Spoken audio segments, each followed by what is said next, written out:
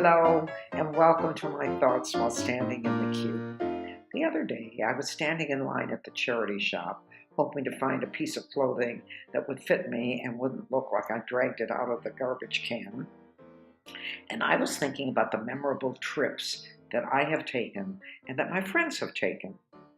My friend David lived on LSD during the 60s and 70s. He swore that was the most memorable and most wonderful time of his life. The trips he took were unforgettable, and they only cost him $40 a hit.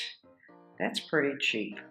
I look at David today, and although he insists that there were no side effects from taking LSD for 20 years, he is extremely overweight, he's diabetic, his heart doesn't work right, his circulation is terrible, and his lungs can barely absorb any air. Still, he maintains that the memory of those trips sustain him even now when he takes other trips that are much more expensive because they involve planes and trains and buses, restaurants and suitcases. I too have had memorable trips, but mine have been the more conventional ones. I have gone to Berlin and to Amsterdam. I've gone to Melbourne and I've gone to Russia. I've gone to the United States and I've gone to England, and I loved all those trips.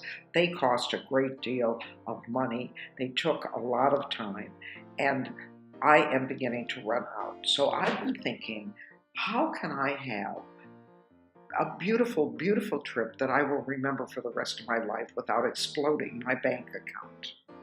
The trips, when I look at David, I think, no, I don't want to take the chance on LSD, although he encourages me to try it. I'm very vain, and I would hate to reach a moment when I couldn't button my skirt or when I panted unpleasantly after climbing a set of stairs. I do not like the idea of not being able to eat all the ice cream I want without having to worry about dying of thirst or sitting on the can for 50 hours afterwards.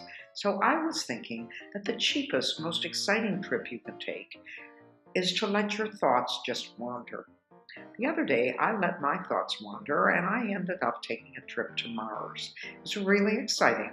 I wore a little red dress. I saw everybody there, and they laughed. I don't know whether they're laughing at me or whether they were laughing because I was adorable.